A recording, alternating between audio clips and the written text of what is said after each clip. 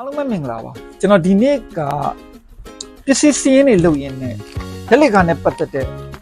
limit switch တွေ proximity switch တွေ photo switch တွေ finger contact တွေ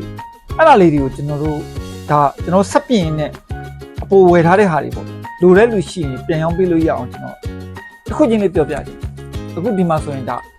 wrist switch သုံးမှုတဲ့လူတွေသိပါလေ wrist switch distance တွေပါတယ်ဒီကရှိနေပေါ့ဗျာသူက2 wire system နဲ့ loop supply နဲ့တော့ loop power နဲ့ပေါ့ဒါလေးတစ်ခုရှိမယ်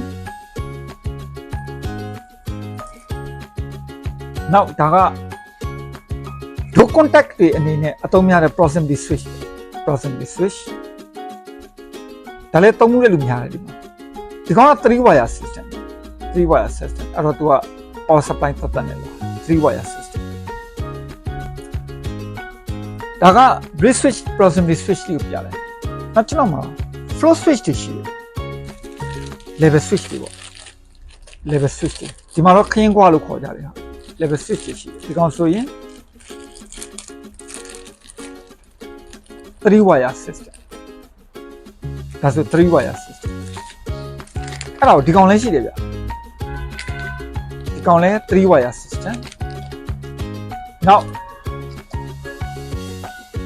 ဒီမှာချွတ်သုံးရတယ်ဗျတော်တော်လေးသုံးရ CD photo set switch 3 wire system ဒါတွေလည်းရှိတယ်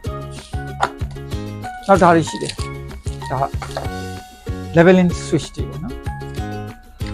ဒါတွေက level switch တွေတော့အုပ်စုပေါ့ဆက်စုံတော့ proximity switch တွေတက်တက် level switch တွေတက်တက်အဲ့ဒါပြီးတော့ကျွန်တော်မှာ contact တွေရှိတယ်ဒါဆိုရင်ဒါ low contact အားလုံးမမြင်အဲ့ဒီမှာlow contact တွေစုံလိုက်တယ်နောက်ဒါတွေကတော့ဒါအလုံးခေါ်တာ finger contact တွေရှိ